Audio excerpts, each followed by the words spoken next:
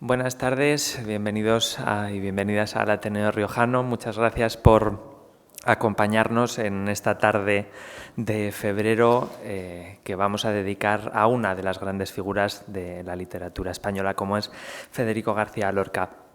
Como todos saben, este año 2023 estamos celebrando el centenario de la creación del Ateneo y precisamente con motivo de ese centenario tenemos con nosotros a Emilio Peral. Concretamente, este mes de febrero estamos haciendo de alguna forma un recuerdo más completo de la figura de Federico García Lorca, entre otras cosas con la exposición de Santiago Arranz sobre su obra Poeta en Nueva York.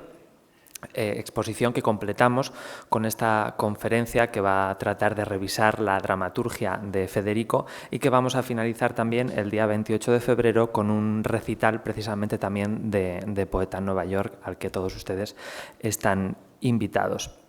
Aparte de eso, los actos de conmemoración de ese centenario pues bueno, se siguen sucediendo a lo largo de todo el mes y durante los próximos meses.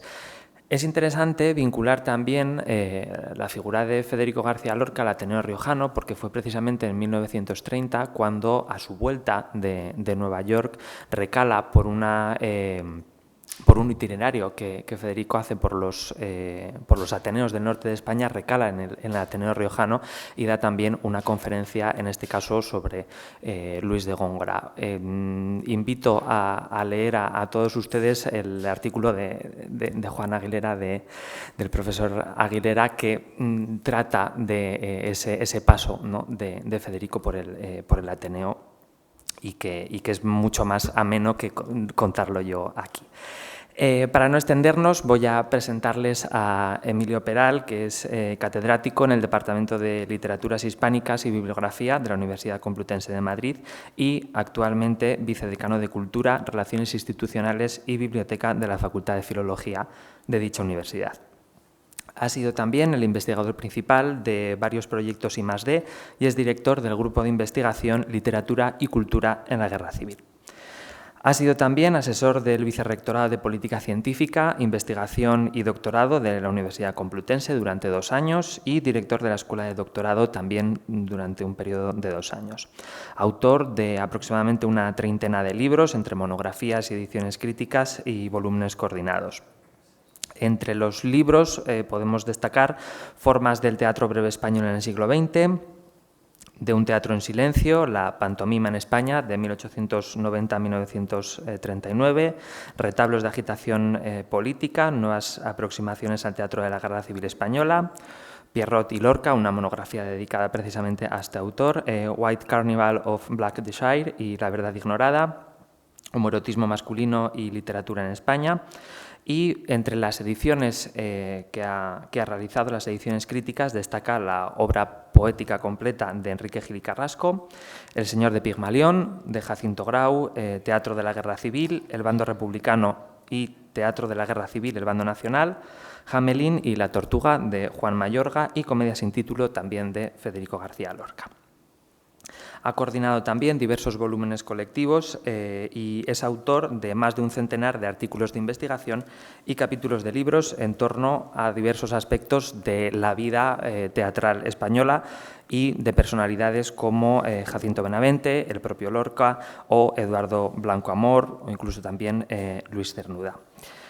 Dentro de su capacidad investigadora que abruma, como en estas breves líneas estoy pudiendo relatarles, pues ha realizado numerosas estancias y también impartido cursos y conferencias tanto en España como en numerosas universidades extranjeras.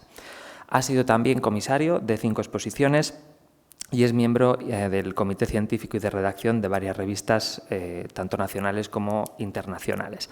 Y por último, también dedicado a Federico García Lorca, ha sido miembro del Comité de Honor del Año Lorca 2019. Así que yo, aparte de ser amigo, no hemos encontrado una figura mejor para venir a hablar de Federico en esta tarde que Emilio, así que les dejo con él y si les parece, cuando finalice, pues abrimos un turno de preguntas para poder indagar más en la vida de Federico. Así que, Emilio, cuando quieras y muchas gracias. Pues muchas gracias, Jesús, muchísimas gracias por recibirme en esta ciudad que visito muy esporádicamente y que para mí tiene muy grato recuerdo porque a pesar de todas esas cosas y aunque mi cara pueda delatar lo contrario, lo digo porque lo dicen normalmente, no porque yo me lo crea, hace, ¿cuánto? 25 años que di mi primera ponencia en esta ciudad. Bueno, aparte de alguna cosita pequeña en mi universidad en Madrid, la primera cosa de la que salía yo de Madrid, recién inaugurado mis estudios de doctorado, fue para un congreso sobre el exilio, en el que hablé de Eduardo Blanco Amor, una persona muy relacionada con Lorca. Luego a lo mejor aparece a lo largo de la charla, y entre el público se encontraba Juan Aguilera, como si el tiempo no hubiera pasado, y Manuel Aznar, que a lo mejor ustedes no lo conocen, pero es un grandísimo especialista en el exilio español, catedrático de la Universidad de Barcelona. Y lo único que tenía, lo recuerdo con pavor, o sea que espero que la sensación cambie a lo largo de la tarde, pero lo recuerdo con pavor porque Manolo, que era ya una figura, estaba por allí sentado y yo le miraba continuamente como pensando que me estaba matando por lo que estaba diciendo. De aquello han pasado 25 años y todo eso que ha leído Jesús es fruto simplemente de la edad, ya está, no de ningún otro mérito más achacable. Vamos a hablar un poquito durante unos 50 minutos, una cosa así, y luego lo dejamos abierto para que ustedes pregunten lo que quieran, de una visión un tanto distinta de Lorca, o yo les pretendo dar una visión un poquito distinta de Lorca, porque lo primero que he de decir es que después de 25 años de estudiar a Federico y de publicar muchas cosas sobre él, me hago siempre deudor de una frase de un maestro y de un profesor mío que decía que cuando alguien le dedica más de 6 meses de su vida a estudiar la figura de un autor o la obra de un autor, ese autor forma parte de tu familia. Pues podríamos decir que yo estoy casado en segundas nupcias, por lo menos, con Federico después de 25 años. Y mi imagen de Federico es bastante distinta a la oficialista, no a la de los lorquistas, sino a la imagen oficial propagada por determinadas figuras públicas, fundamentalmente por Ian Gibson, con cuya visión de Lorca yo no estoy en absoluto de acuerdo.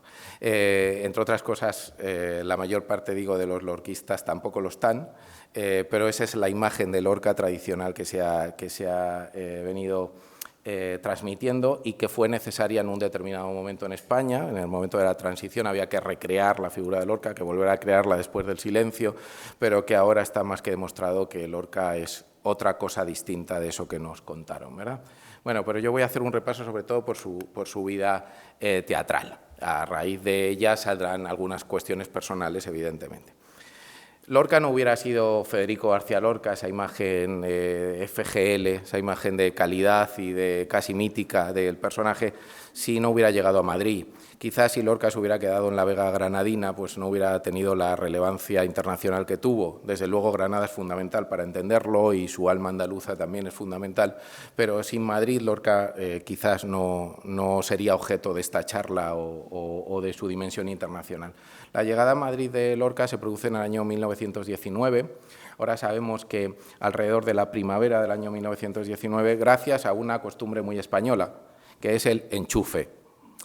Ya saben que a veces los méritos no son suficientes para entrar en distintas instituciones, pero depende del padrino que tenga cada uno, pues entra.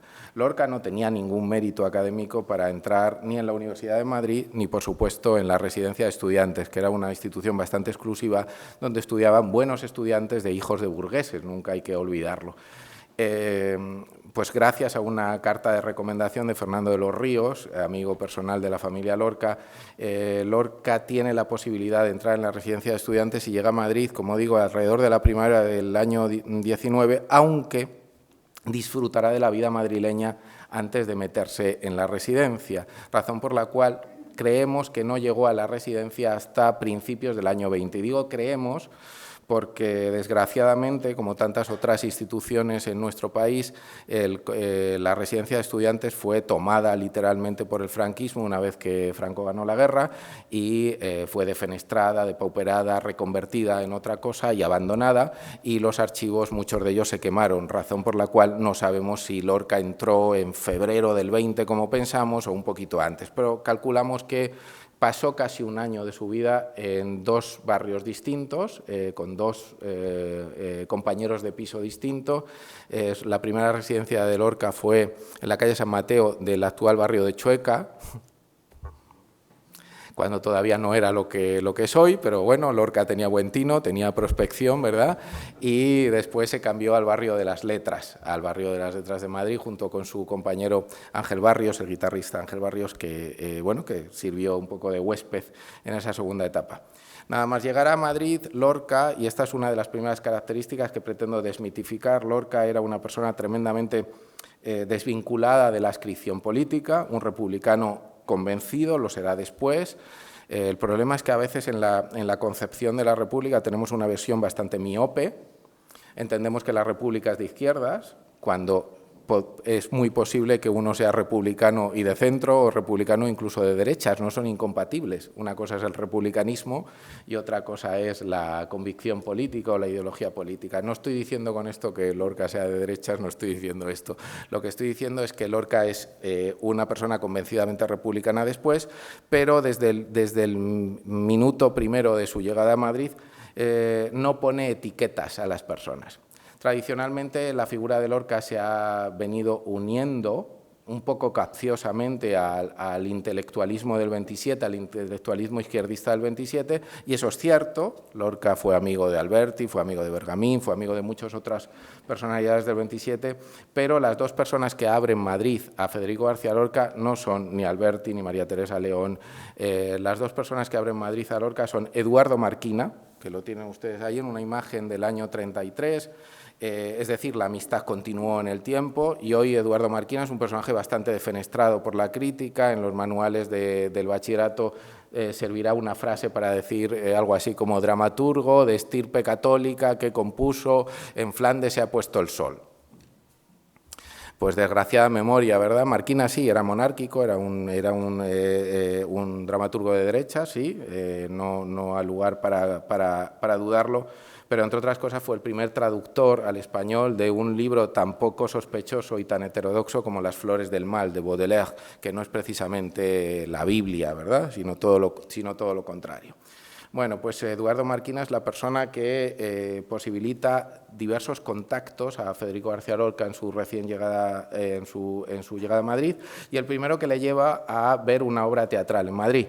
La primera obra que ve Federico en un teatro madrileño es una obra de Jacinto Benavente, el segundo personaje muy importante en su trayectoria, no solo por la filiación que le une a Lorca en cuanto a su sexualidad, de eso hablaremos después, sino una especie de padre en la geografía madrileña que le abre diferentes ámbitos, cosa que naturalmente es obviada. Les digo que en el año 2022 se celebró el centenario del Premio Nobel de Jacinto Benavente y que no he conseguido, y créanme que lo he intentado, no he conseguido que Madrid, la ciudad que vio nacer a Jacinto Benavente, porque parece ser que en España abundan los premios Nobel, que como todos los años tenemos 5, pues debe ser que por eso no hace falta que le demos ninguna consideración. Todos los años tenemos uno de física, otro de química, otro de la paz y, por supuesto, otro de literatura.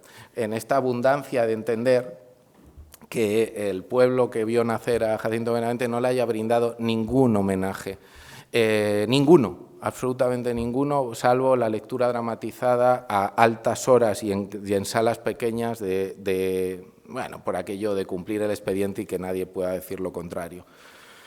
He llamado a todas las puertas, las azules, las rojas, las moradas y las verdes, créanme, y todos me dicen lo mismo, todos me han dicho lo mismo. Los de las puertas azules, y ustedes me entenderán, me dijeron no vamos a dar ningún tipo de dinero para homenajear porque nos van a acusar de que es de los nuestros.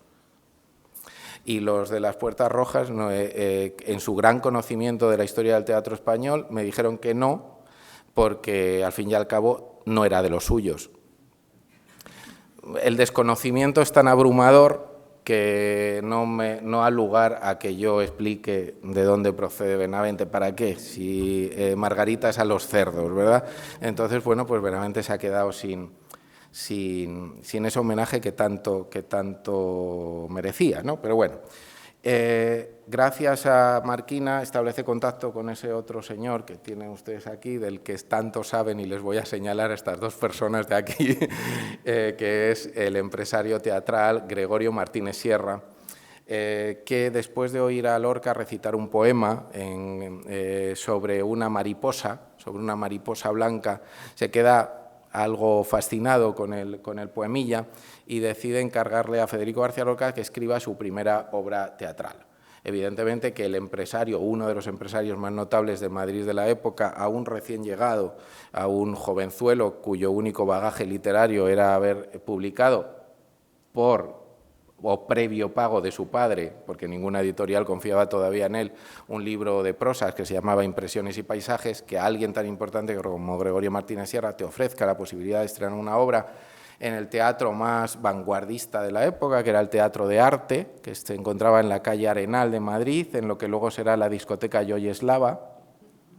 Y ustedes, como tienen una edad igual que yo, porque no veo a nadie de la edad de Jesús, no hay nadie en la sala, pues sabrán que en esa discoteca se grababa el mítico programa Aplauso, que formó parte de mi adolescencia y de su primera juventud. Allí se encontraba el teatro de vanguardia más importante del Madrid de la época, regido por el empresario Gregorio Martínez Sierra, y le encargan que escriba una obra que será esta. Pone 2020, pero es 1920, eso es un error del que me he dado cuenta ahora, justo antes de empezar, 1920. Le encarga una obra, digo, recién llegado a Madrid, que Lorca, bueno, no tiene del todo claro desde el principio, pero una obra interpretada por mariposas, cucarachas y alacranes. Sí, están poniendo caras ustedes, pues esa misma cara es la cara que puso Lorca cuando se le ofreció. Evidentemente ahora nos parece algo impropio de una obra seria, ¿no? Bueno, impropio de una obra seria, cuidado, que el mundo involuciona. La Gran Vía tiene una obra que lleva más de 6 años en cartel, con cerca de 1 millón de espectadores, protagonizadas por un león, por sus leoncitos, cuyas entradas valen 120 euros y que dicen algo así como Hakuna Matata, ¿verdad? Quiero decir que el mundo evoluciona. 100 años después pagamos 120 euros por ver a leones que cantan libretos, por cierto, no creados por Lorca, sino copiados y traducidos del inglés, o sea, tanto no hemos progresado. En la época tenía un sentido, porque el movimiento simbolista francés había priorizado los dramas de carácter alegórico, o de carácter, sí, un tanto alegórico, protagonizados por animales. Era una moda teatral importada desde Francia, a la que se suma Federico García Lorca, fundamentalmente a partir de sus lecturas juveniles, a partir de las lecturas juveniles de Maeterlinck, de Rostand, autores ambos de filiación francesa, uno francés y el otro belga, que habían escrito obras interpretadas por animales. Se trataba de buscar un distanciamiento respecto al espectador y que esos animales se convirtieran en estandartes de determinados valores, fundamentalmente éticos y estéticos, que se proclamaban desde la escena. En esa moda, un tanto ya periclitada, un tanto pasada de moda, Federico García Lorca intenta dar forma teatral a ese poema del que surge la obra. No está del todo convencido, la verdad es que no, y conservamos mucha correspondencia de Gregorio Martínez Sierra y de Federico García Lorca, Gregorio Martínez Sierra apremiándole para que acabe la obra y la pueda estrenar, y Federico haciéndose un poco el remolón, no lo tenía claro por dónde iba, porque Federico pretendía que la obra fuera interpretada por títeres, otra de las modas de la vanguardia teatral, y que hubieran dado un sentido a la obra. Si los que interpretan la obra son muñecos, pues podemos tolerar, el público puede tolerar que esos muñecos sean cucarachas, alacranes o una mariposa. Pero si esos muñecos están interpretados por personajes de carne y hueso, es difícilmente tolerable para un público más o menos común de la geografía madrileña entonces. Lo cierto es que después de gastarse un verdadero dineral en figurines y un verdadero dineral en la escenografía, la obra es un absoluto fracaso. Dura 4 días en cartel, después de una inversión extraordinaria, y eso está a punto de acabar con la carrera, todavía no empezada, de hecho, de Federico, en buena parte por la culpa de Gregorio Martínez Sierra, que se empeñó en que la obra tenía que estar protagonizada por personajes de carne y hueso. Lo cierto es que la obra es poco reseñable desde el punto de vista de las grandes obras lorquianas, pero me interesan dos cosas. Primero, la participación de... perdón, yo no estoy muy ducho en esto de la técnica. La participación de la argentinita, la bailarina, que luego tendrá una función fundamental en la vida de Lorca, la bailarina, la argentinita, interpretando el papel de la mariposa blanca, es decir, el papel protagonista de la función, y Catalina Bárcena interpretando el personaje de Curianito el Nene.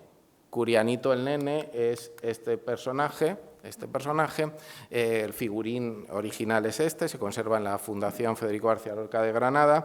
Catalina Bárcena, uno de los dibujos más famosos de ella, es esta actriz con la que luego Gregorio tendrá una relación. Pues bien, Curianito el Nene, como digo, es este personaje que, interpretado por Catalina Bárcena, y la argentinita interpretaba a este personaje, el de la mariposa blanca.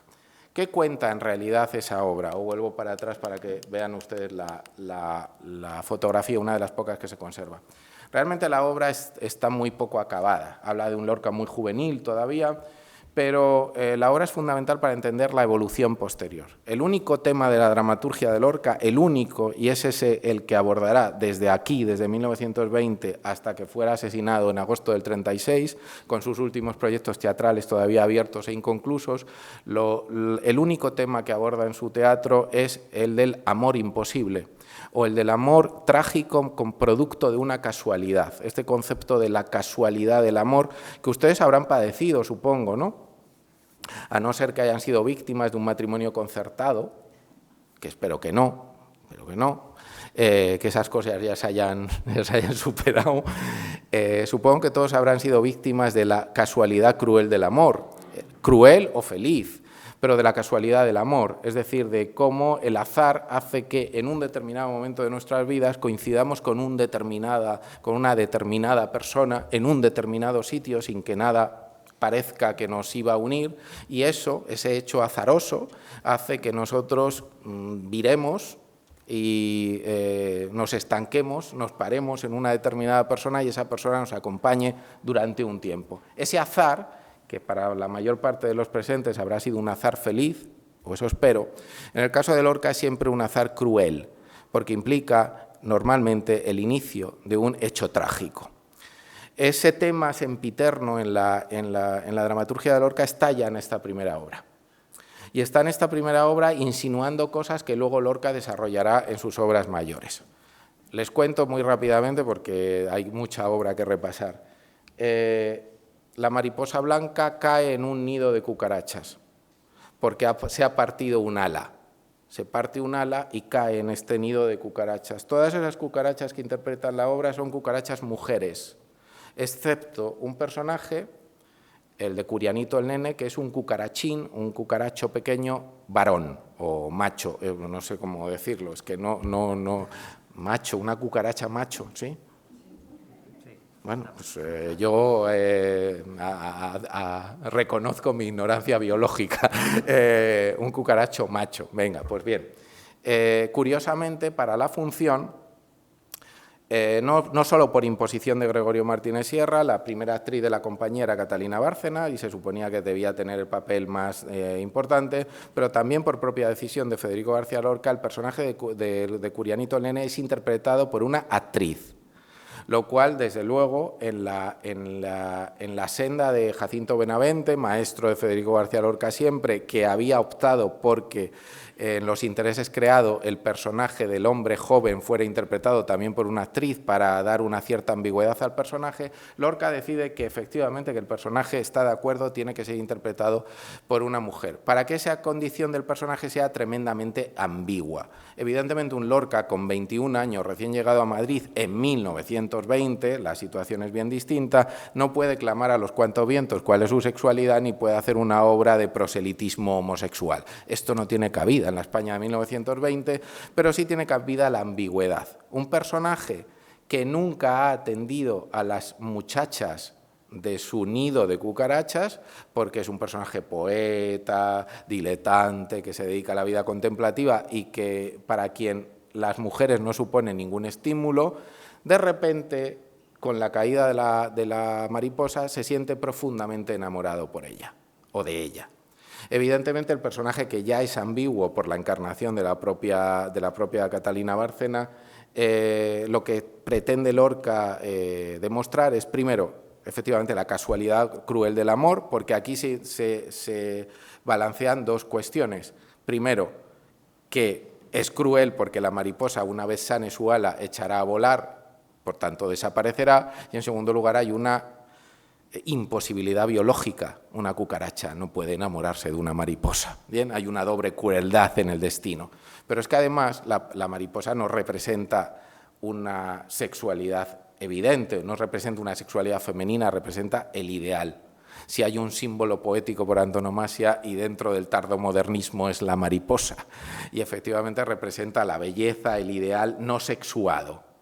No sé si me explico. Lorca está diciendo cosas todavía sin decirlas. Evidentemente el público no se entera de nada, como sigue sucediendo en la actualidad, tampoco pasa nada. Patea la obra, es así. ¿O no es así, Juan? Entonces yo he visto aberraciones, adaptaciones aberrantes de, no quiero recordar, de textos clásicos, pero que estaban interpretados por Ana Belén o por cosas así, y al público puesto en pie. Ana Belén muy decorosa en su actuación, ¿eh? No estoy diciendo que no lo estuviera, pero la obra era aberrante. Como estaba Ana Belén, el público levantado, y he visto sin pena ni gloria obras muy destacables que con un aplauso simplemente de cortesía, ¿no? Bien. El fracaso es tremebundo, es decir, un Lorca con apenas 21 años, y ahora pensamos en Lorca como un gran triunfador. Esto es una cosa que debemos poner también en cuarentena. Lorca no triunfa en teatro hasta el año 33, es decir, cuando su padre estaba harto y más harto de mandarle dinero todavía, porque Lorca no conseguía remontar y seguía viviendo a ratos en Madrid, no se había comprado todavía una casa, un hombre del año 33 con 35 años.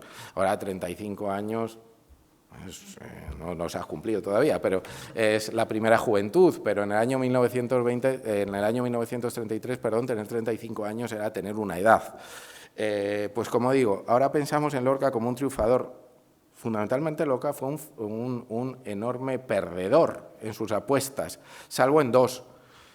El romancero gitano del año 28, poéticamente hablando, que le llevaría muchos disgustos personales, etcétera, etcétera, y por otro lado, Bodas de sangre, Yerma y la casa de Bernard, bueno, y la casa ni siquiera lo vio, Bodas de sangre y Yerma, en el punto final de su trayectoria. Hasta ese momento es una sucesión de fracasos. Pero lo interesante de Lorca es que no claudica. Él está convencido de que esa apuesta dramática por un teatro antirrealista, por un teatro de renovación, por un teatro no interpretado desde una clave decimonónica, era la verdaderamente factible y sigue avanzando en esa apuesta. No alcanzará los escenarios, pero él sigue produciendo. Y sigue produciendo en la misma línea, teatro de muñecos, teatro de insectos, vamos a decirlo así, y teatro de muñecos, que era otra de las vías de renovación propias de la vanguardia. ¿Por qué digo esto? Porque son obras que ustedes seguramente, o el público menos habituado a la filología, seguramente no haya oído hablar de ellas, pero son las obras que ocupan buena parte de la trayectoria de Lorca. El siguiente paso es lo que llamamos la Fiesta de Arte Moderno del año 1923. 1920, fracaso macanudo en Madrid, Lorca sigue viviendo en la residencia a ratos. Bien. porque su padre está literalmente hasta las narices de pagar la mensualidad de la residencia. Su hijo no estudia, es un malísimo estudiante, le manda cartas diciendo que por favor le manden un calefactor porque en la residencia hace mucho frío, y el padre llega un momento en el que le llama a retreta y le hace regresar a Granada. Pero lo cierto es que él sigue practicando ese teatro, y la tarde de Reyes del año 1923, es decir, el 5 de enero del año 1923, en la casa familiar de Granada, en la casa de los Lorca, Federico monta, con la aquiescencia de sus padres, una ceremonia teatral, una fiesta teatral. Ustedes en sus salones, no sé, en Madrid es muy complicado, en Logroño a lo mejor es más fácil, pero no creo que en un salón de Madrid, aunque sea del barrio de Salamanca, quepan 50 personas.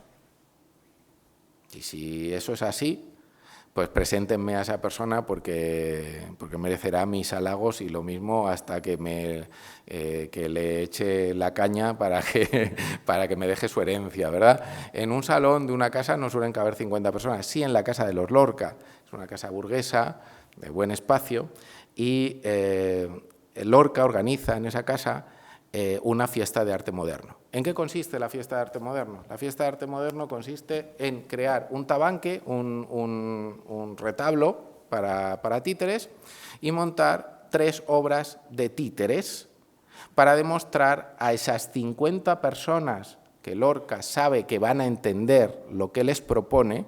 Al fin y al cabo, 50 amigos venidos de Madrid, de Granada, que formaban parte del Rinconcillo, sus grandes amigos músicos, que sí sabe que van a entender, y en un ambiente en el que no hay peligro de fracaso. Y es allí donde expone libremente lo que él pretende hacer. ¿Y qué hace esa tarde de Reyes? Obviamente en esa tarde de Reyes hay que celebrar la adoración del niño Jesús por parte de los magos. No olvidemos que la creencia profundamente católica de Lorca, que llegará desde su infancia hasta el final de sus días, cosa que también se omite en muchas ocasiones, pero Lorca era profundamente creyente, aunque su creencia fuera un tanto heterodoxa, ¿verdad?, pero profundamente creyente. Para esa fiesta organiza, como digo, una especie de velada en 3 obras distintas. La primera, Los 2 habladores, un entremés tradicionalmente atribuido a Miguel de Cervantes, es decir, que representa el teatro clásico, el teatro del XVII, del barroco español. Una obra de propia creación que Lorca compone para ese momento, y que curiosamente, a pesar de ser Lorca, no ha sido nunca representada en ningún teatro nacional español, no ha sido nunca representada, siempre lo mismo, boda de sangre un año tras otro, vamos a acabar casándonos todos en el líquido elemento, porque no hacen nada más que poner lo mismo, y Lorca tiene mucha producción que se llama La niña que riega la albahaca y el príncipe preguntón, una especie de cuento de hadas, ¿verdad? Y por último, lo que llama como fin de fiesta el misterio de los Reyes Magos, así llamado por Lorca, pero realmente el texto es lo que hoy conocemos como el auto de los Reyes Magos, es decir, la primera obra teatral conservada en lengua castellana, una obra medieval de apenas 200 y pico versos, que evidentemente tenía explicación por la tarde en la que se celebraba la fiesta teatral. ¿Quién pone música a esa velada teatral tan deliciosa?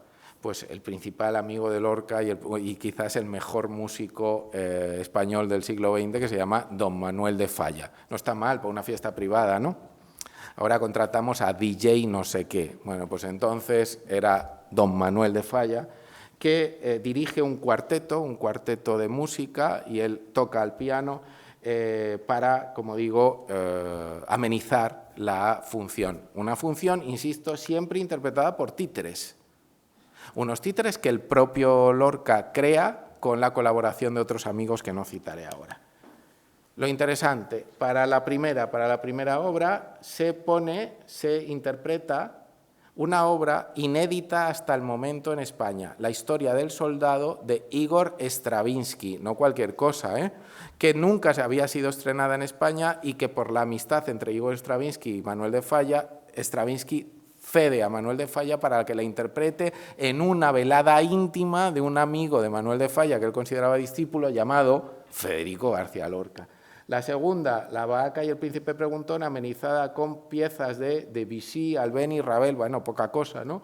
Y la última, acompañada por algunas de las piezas de las cantigas de Alfonso X el Sabio recuperadas en el Cancionero de Pedrell. Bueno, no está mal, ¿verdad? La velada aparece en la prensa granadina del momento, tiene una cierta repercusión, pero al fin y al cabo es una velada de 50 personas rendidas con devoción ya a Federico, ahí no había riesgo ninguno. Lorca sigue componiendo en la misma estela. En los años posteriores sigue componiendo obras para títeres que evidentemente no encuentra en los escenarios, como por ejemplo Los títeres de Cachiporría o la tragicomedia de Don Cristóbal y la señora Rosita. No encuentran escenario porque realmente no hay ningún escenario español que esté preparado para albergar estas piezas. Y ahora viene la desmitificación de lo que tradicionalmente se ha dicho, y por lo menos desde mi punto de vista es la única manera de entender a Lorca. Tradicionalmente a Lorca se le ha venido calificando como un autor de teatro de personajes fundamentalmente femeninos. Supongo que lo habrán oído, ¿no? Sí, ¿verdad? Incluso son frases que aparecen en manuales de bachillerato, creados por... ¿Qué has dicho, Juan? Especialistas, entre comillas, ¿no? O esa especie tan extraordinariamente laudada por nosotros, que son los pedagogos.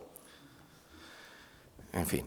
Digo que tradicionalmente en esos manuales, que me parece bien porque son una reducción, ¿verdad? Es una primera aproximación para los chavales de bachillerato, se dice una y otra vez que el teatro de Lorca es un teatro de personaje femenino.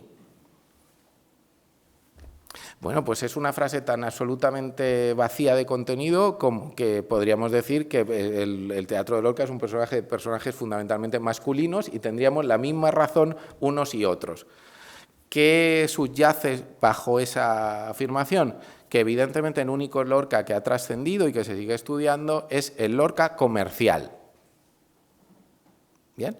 Si nos tenemos que quedar con el Lorca comercial, evidentemente el Lorca comercial es un Lorca fundamentalmente femenino.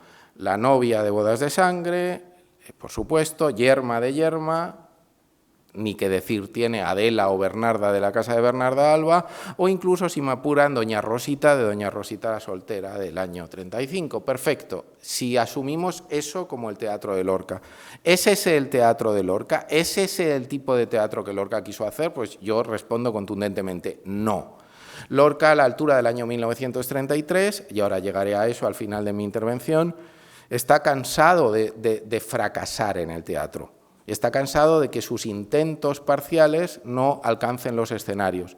Y como toda persona que tiene ansia de triunfo y de reconocimiento, pues llega a un punto en el que pretende ser reconocido. ¿Cómo pretende ser reconocido? En el año 33, insisto, no antes, pues componiendo un género de probada eficiencia. ¿Qué tiene que hacer un cineasta para tener un triunfo masivo? ¿Hacer una película de arte y ensayo? No.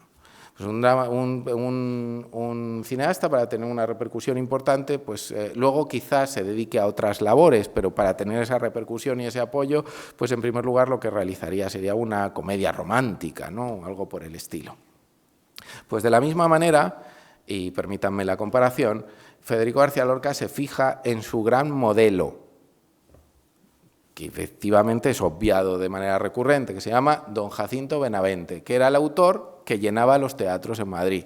Don Jacinto Benavente, premio Nobel a la sazón, no cualquier cosa, pues en el año 22, desde el año 1908, había probado en la cartelera que uno de los géneros que más dinero daba era el drama rural, que parece que ha inventado Lorca, pero es que Jacinto Benavente tuvo dos verdaderos exitazos, los mayores de su vida, en el año 1908 con un drama rural llamado Señora Ama, y en el año 1913 con la obra que le hace ser premio Nobel, que es La Malquerida. La Malquerida no solo es el gran éxito teatral de las dos primeras décadas del siglo XX en España, sino que es la obra que le abre Estados Unidos hace una gira por Estados Unidos representando La malquerida en inglés y, por supuesto, la obra que le abre toda América del Sur. Y, por supuesto, insisto, con la relevancia internacional que eso supone para su candidatura al Premio Nobel. Federico se fija en eso y dice y piensa, ¿qué hay que hacer para tener triunfo? Escribir drama rural.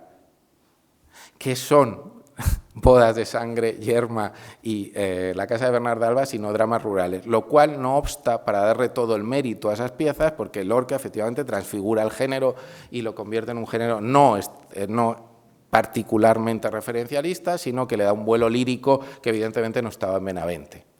Pero son obras, al fin y al cabo, de probada eficiencia. ¿Ese teatro es de personaje femenino? Sí, absolutamente. Pero es que entre esos intentos iniciales de teatro todavía desubicado y el año 1933 hay muchos otros. Y esos muchos otros intentos, que son las grandes obras de Federico García Lorca, no conocidas universalmente, son fundamentalmente de personajes masculinos. O sea, que revirtamos la afirmación. Ahora les provoco yo. El teatro de Lorca es un teatro fundamentalmente de personajes hombres. Y vamos a explicar por qué. Vamos al primero.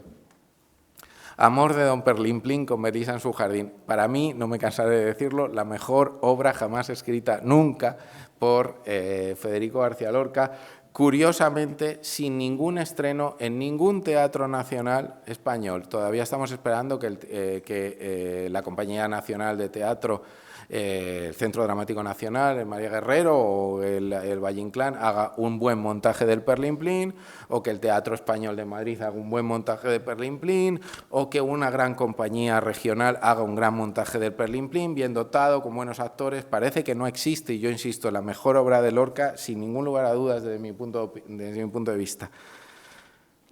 Esos son los cuernos de Perlimplín, y ahora entenderán por qué los cuernos, ¿verdad?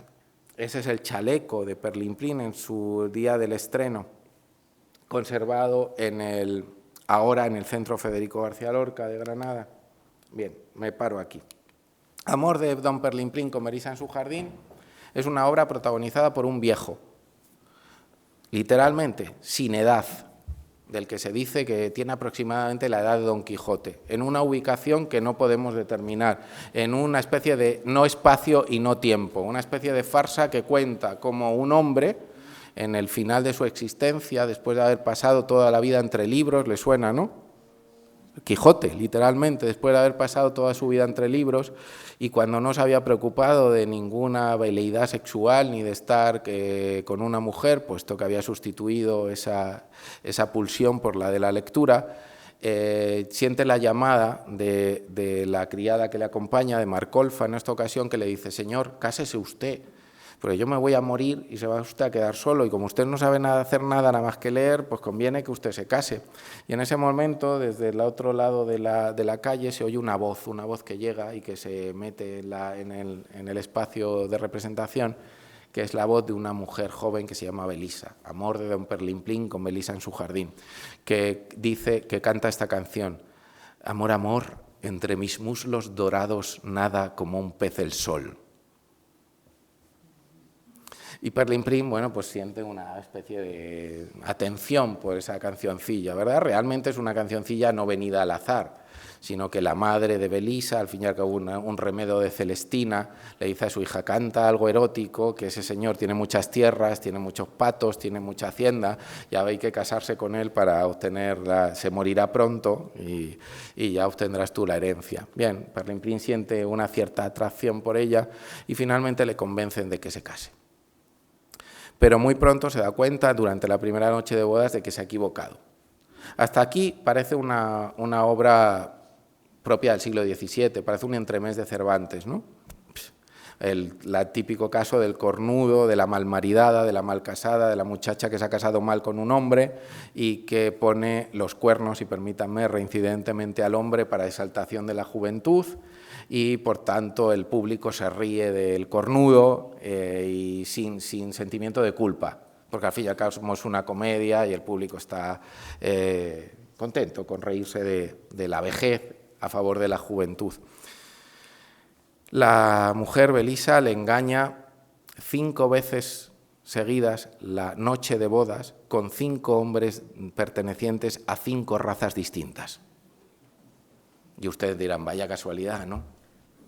Que debajo de la casa de Perlimplín haya 5 hombres de 5 razas que estén dispuestos a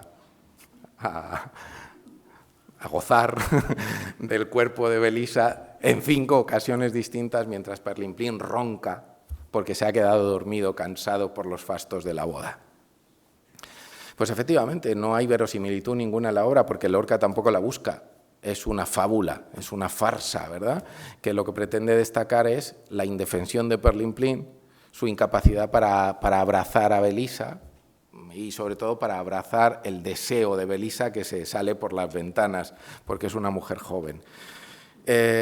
Lo interesante es que Lorca cambia, muta, porque cuando el espectador está riéndose de este cornudo, y cuando el espectador tiene conciencia de que está asistiendo a una obra como tantas otras que ha visto a lo largo de los siglos, se corre el telón, el espectador no sabe qué ha ocurrido, aparecen 2 duendecillos en cada lado del escenario, se colocan en la corbata del escenario, la corbata, el punto central del escenario, y hablan con el público, rompiendo la 4ª pared, ya saben ustedes, año 26. Bien, todavía hay teatros donde nos sigue dando la brasa con la ruptura de la 4ª pared, que es la cosa más vieja del mundo, pero parece que todavía sigue siendo moderno. Pues esto en el año 26 lo hacía Lorca, tampoco ha pasado casi un siglo, ¿no? Pues se colocan allí y hablan con el público y les dicen: ¿a qué ha venido usted al teatro? Usted al teatro ha venido a reírse de mi personaje, pero mi personaje no es lo que usted piensa. Usted es un voyeur que está frustrado en su casa de llevar existencias anodinas y viene al teatro a reírse de los demás. Pero yo no te lo voy a consentir, porque mi personaje es otra cosa, y ahora lo vas a comprobar. El espectador se queda al helado porque efectivamente no sabe de qué va aquello y se corre la cortina. Y en ese momento de descorrerse la cortina, cuando el espectador siente la pulsión de volverse a reír del cornudo, aparece Perlimplín con unos cuernos que semejan, efectivamente, el engaño matrimonial, pero en el momento en el que sentimos la pulsión de reírnos, comienza a hablar y recita uno de los más bellos poemas que Lorca compuso y que nunca quiso que fuera publicado de manera exenta en ningún poemario y que quedara recluido en esta pieza para él tan importante. Ese poema dice algo así, y lo reduzco, ¿no? De algo así como: amor, amor, que estoy herido, herido de amor huido, herido muerto de amor. Se acordarán de Ana Belén, a lo mejor cantándola. Decid a todos que ha sido el ruiseñor, bisturí de 4 filos, garganta rota y olvido, cógeme la mano, amor, que vengo muy mal herido, herido de amor huido, herido muerto de amor. Y en ese momento el espectador cobra conciencia de que este personaje es otra cosa. No solo habla en verso, lo cual dignifica su condición, sino que da la definición más certera del amor que yo he encontrado. Los ingleses dirán que la hizo Yeats, ¿verdad? Pero yo digo que la ha hecho Lorca. ¿Qué es el amor? Un bisturí de 4 filos, garganta rota y olvido. Como definición no está mal, ¿no? Bien, pues efectivamente el personaje a partir de ese momento cambia o vira su condición y se convierte en un personaje trágico, que a partir de ese momento prepara al espectador para el gran acto sacrificial, mejor dicho, de la última escena. Será él mismo quien diga: a Belisa, sé que me has engañado, no te importe, tú has gozado de tu cuerpo, el problema está en mí, engáñame, sigue engañándome, y a partir de este momento tienes toda la libertad para hacerlo. El espectador burgués, pues el espectador de teatro siempre es burgués. No nos engañemos tampoco. Hay que tener 25 o 30 euros para gastárselos y tener el tiempo de gastárselos y no tenerlo para otras cosas. El espectador se siente absolutamente engañado, puesto que el espectador burgués defiende el matrimonio y lo que está viendo en el escenario es estrictamente lo contrario, una incitación al engaño, a los cuernos por parte del marido. Perlimplín se inventa un personaje. Perlimplín solo busca algo, que es que alguien en algún momento de su vida le manifieste un amor sincero. Con eso podrá morir tranquilo. Evidentemente Belisa no está enamorado de él y no lo podrá conseguir. Y es entonces cuando, en un recurso muy de Cyrano de Bergerac, Rostand era una de las lecturas de Lorca de cabecera, Perlimplín se crea su propio personaje, que es el joven de la capa roja. Perlimplín se disfraza todas las noches con una capa roja, va por debajo del alféizar de los balcones de Belisa y manda cartas a Belisa. Belisa, por primera vez, al leer esas cartas escritas en un lenguaje importante, se siente enamorada, no atraída sexualmente, sino enamorada por las palabras, sin saber que el hombre que se las escribe y el hombre que va debajo de la capa roja y que ya ve huir es su propio marido. El último cuadro se desarrolla en un jardín en el que Perlimplín cita a Belisa bajo la excusa de que ha sido citado por el hombre de la capa roja.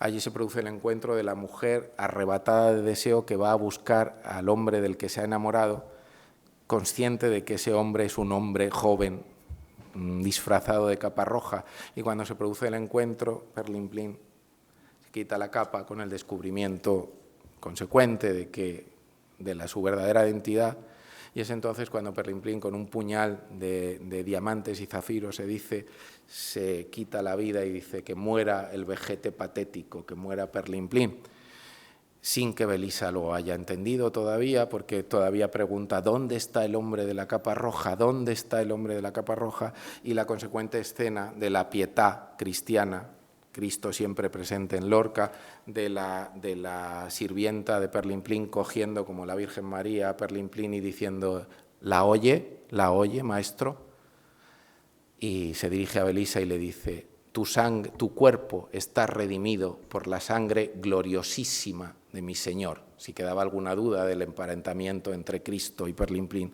pues con las palabras quedan claro, ¿verdad? Esa obra tan absolutamente compleja, porque supone un viraje en apenas una hora de duración de lo más vulgar del teatro, de la farsa tradicional, de los cuernos tradicionales, a un personaje trágico, de dimensión ciranesca, de dimensión crística.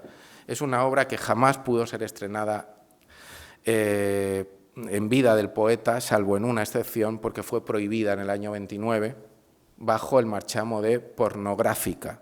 Ya ven ustedes, les he contado la obra con pormenor que tiene de pornográfica la obra. Fue prohibida en primer lugar y luego estrenada en el Teatro Español en el año 33 en República como un homenaje a Lorca, pero en un montaje verdaderamente que no sacaba ningún partido a la pieza y que pasó desapercibido. Esa es una obra de personaje masculino. Lo han visto, ¿no?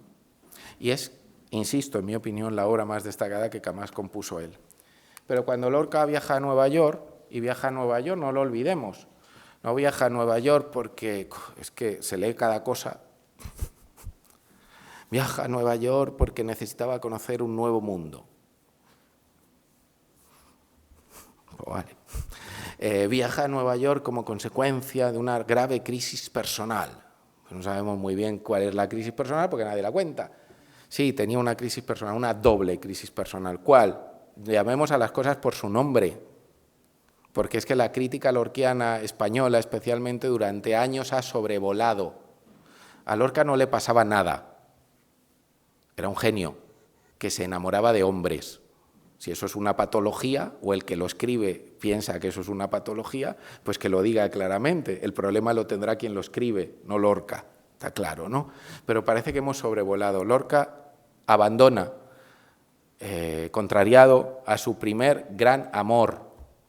Y Lorca tiene una profunda depresión, sí, porque ha abandonado a su primer hombre. Su primer hombre, bueno, su segundo hombre. Su primer hombre fue Dalí.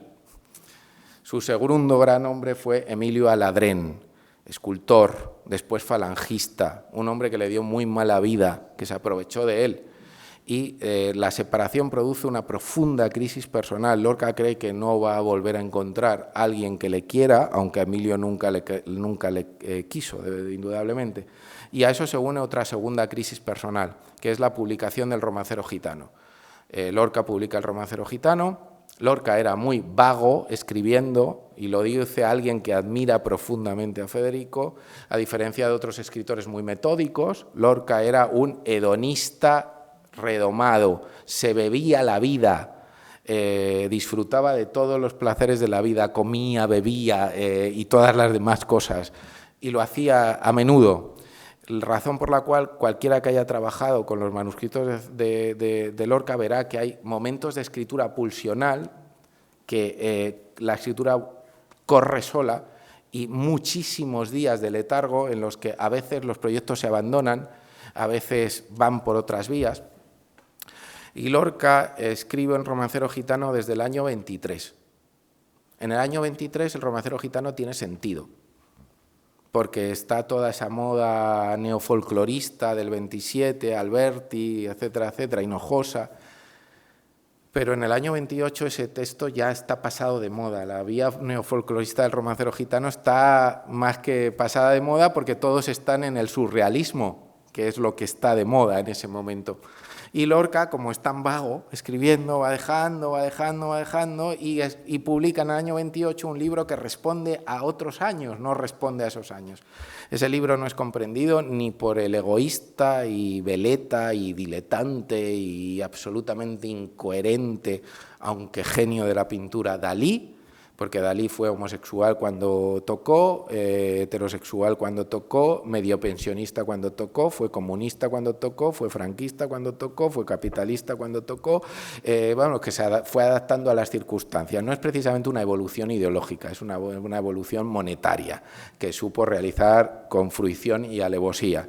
Pues bien, Dalí le manda una carta de ominoso recuerdo en la que le dice que es un putrefacto, que nunca hubiera pensado que un amigo suyo hubiera publicado un libro tan absolutamente gitano como ese y andalucista como ese, y a eso se une una segunda de Luis Buñuel.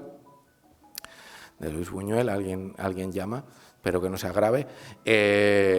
Una segunda de Buñuel, que le hace definitivamente abandonar España, porque evidentemente no tiene ni pareja ni amigos. Se encuentra solo y decide poner un barco de por medio e irse a Nueva York.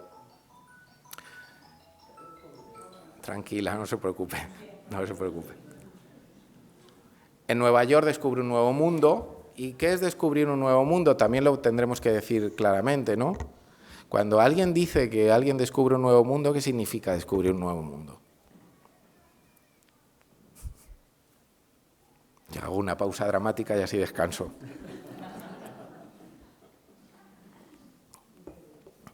Descubrir un nuevo mundo es descubrir un nuevo mundo en su sentido radical, ¿no?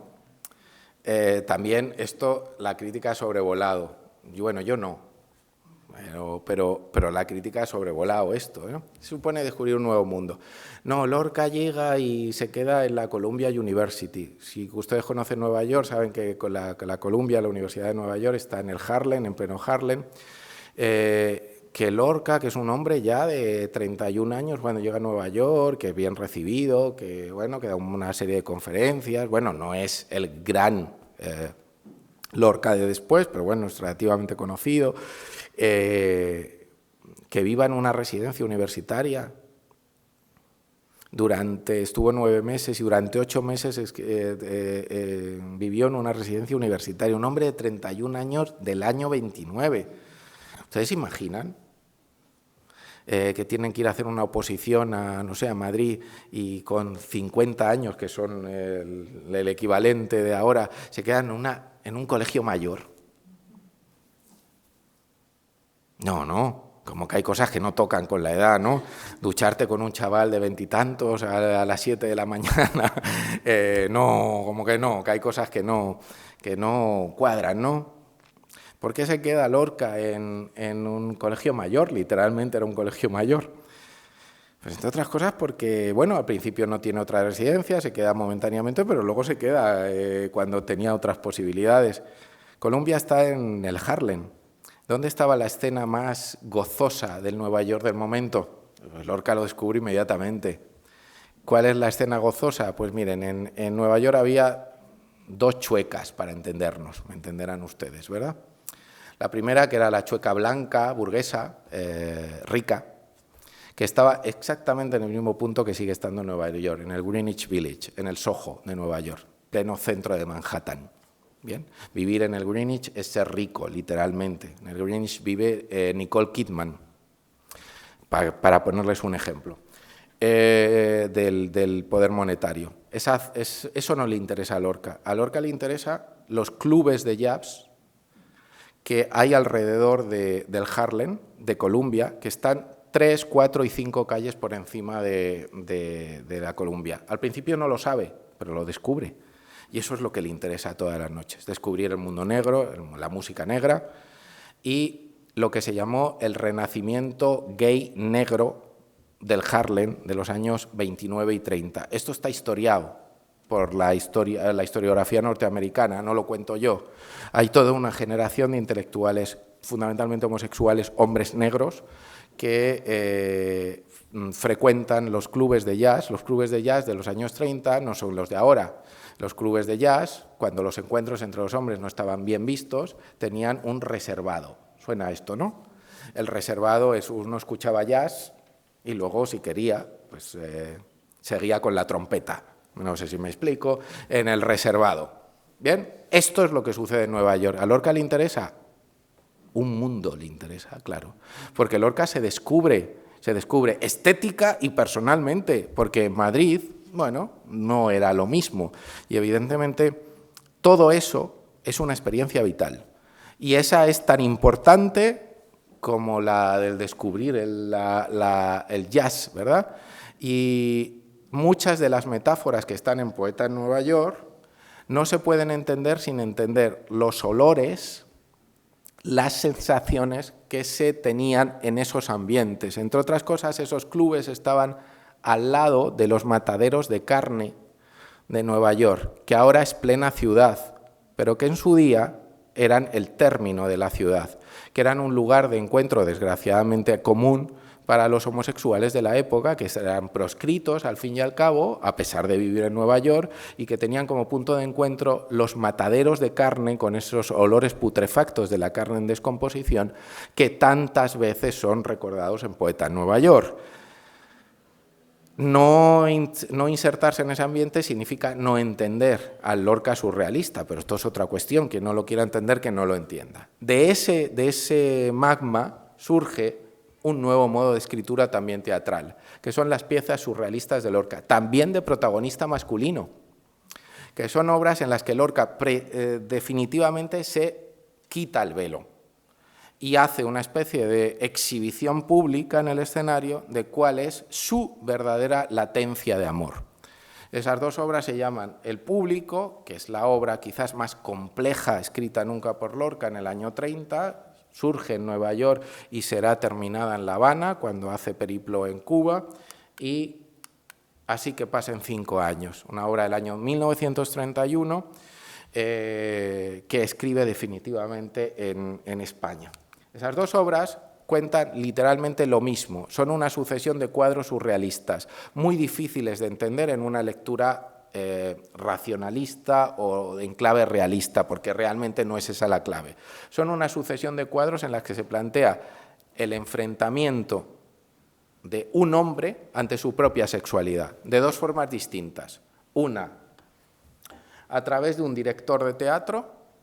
Estas son las fotografías del estreno de la obra, escrita en el año 1930. La obra permaneció oculta durante más de 50 años entre los papeles del amigo al que Lorca le entregó el famoso maletín, la maleta de Lorca. Lorca, cuando decide viajar a Granada en el último momento de su vida y sin encontrar a su último amante, si luego quieren en las preguntas aludimos a él, Rafael Rodríguez Rapún, no lo encuentra y decide encontrar a un amigo que se llama Rafael Martínez Nadal. Luego sería insigne profesor. Rafael Martínez Nadal es el depositario de una maleta de Lorca en la que le dice literalmente: si algo me ocurre, destrúyela. En esa maleta, entre otras cosas, está el público. Rafael Martínez Nadal es el depositario de esa obra que conserva durante más de 50 años. En el año 74, Martínez Nadal compone un libro en el que explica esta obra. Es el primer caso de la historia en el que aparece un libro que comenta una obra que nadie ha leído. porque la obra estaba entre sus papeles, nadie había leído la obra. ¿Por qué? Porque la familia decía que no daría permiso a publicar esta obra hasta que Franco no hubiera muerto y no se hubiera restaurado la democracia en España. En el año 76, finalmente, la familia da permiso y Rafael Martínez Nadal publica una primera edición, primero en inglés, después en español, del Público, de la obra de Federico García Lorca. La obra no se estrenó hasta finales del año 1985 en el Teatro Piccolo de Milán, dirigida en este montaje por Lluís Pascual. Todos lo conocen, no hace falta que se lo presente, uno de los más importantes directores de teatro de nuestro país. Y un mes después, en el Teatro Español de Madrid, en el año 86, estas fotos están tomadas están rescatadas de ese montaje, el año 86, con el patio de butacas perfectamente invalidado, recubierto de arena, que es una metáfora de la obra, si quieren luego explicamos esto. Y la obra explica básicamente la confrontación entre dos personajes. El director de la obra de teatro, un hombre que niega su pasado y que hace un teatro acomodaticio para seguir triunfando en el teatro, hace un teatro burgués, lo que podríamos llamar hoy un teatro tipo Arturo Fernández, para entendernos, mientras que, no sería de Logroño Arturo Fernández, ¿no? Porque digo, acabo de meter la pata.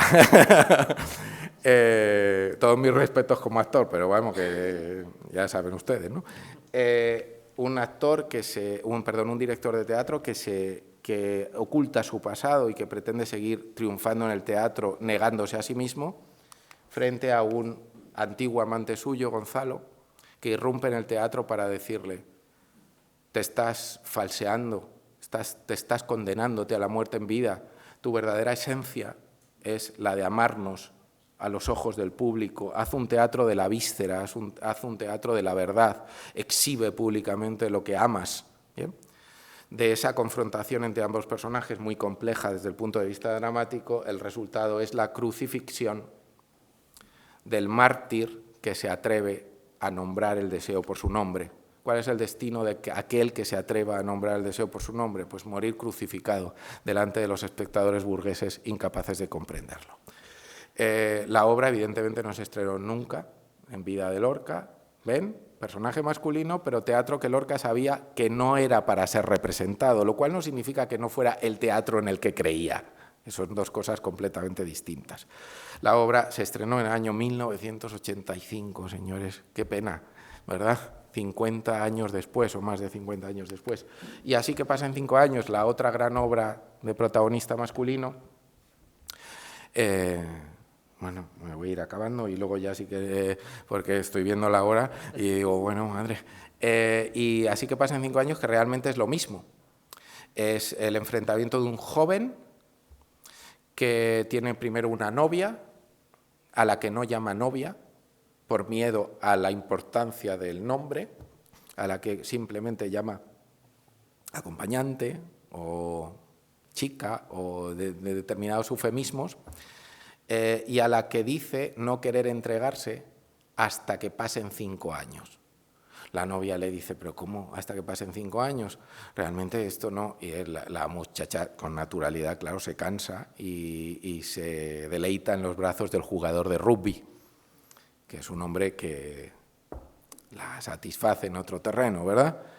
Mientras que este joven, que todo lo imposta y que todo lo relega a 5 años, inicia una segunda relación con otra mujer que es llamada la mecanógrafa, a la que dice no querer entregarse hasta que pasen 5 años cuando esté preparado. En realidad es una metáfora sobre el pavor que un joven siente para entregarse al cuerpo femenino, pavor que siempre tuvo Lorca, incluso en los momentos iniciáticos, ya saben, especialmente los hombres de la sala de una cierta edad, que había un cierto rito iniciático en las zonas rurales españolas, por lo menos mi padre me lo ha contado, en Extremadura era bastante normal, que era que cuando un hombre de la casa cumplía la mayoría de edad o entraba en la adolescencia, fuera iniciado sexualmente, ya saben ustedes, no me voy a deleitar en esto, era un ejercicio casi del antiguo régimen, ¿verdad? Espero que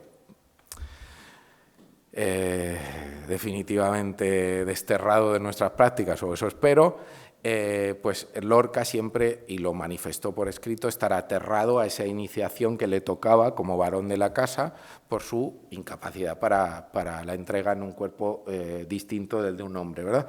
Pues esa especie de frustración lorquiana se exhibe a través del personaje del joven, que efectivamente manifiesta en un juego de dobles esa frustración de encontrarse con el otro femenino, ¿verdad?